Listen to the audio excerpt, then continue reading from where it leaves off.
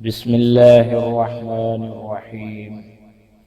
رزق میں برکت کا انتہائی مجرب عمل۔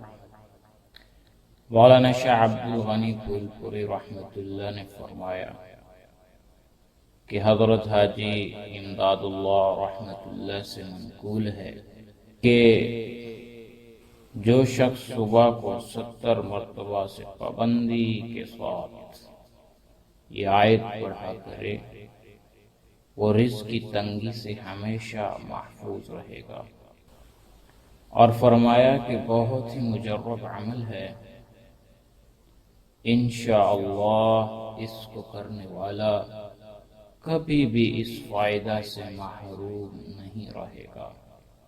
آیت مندرجہ ذیل ہے، اللہ لطیف بعبادہ یرزق من یشاء وہو القوی العزیز۔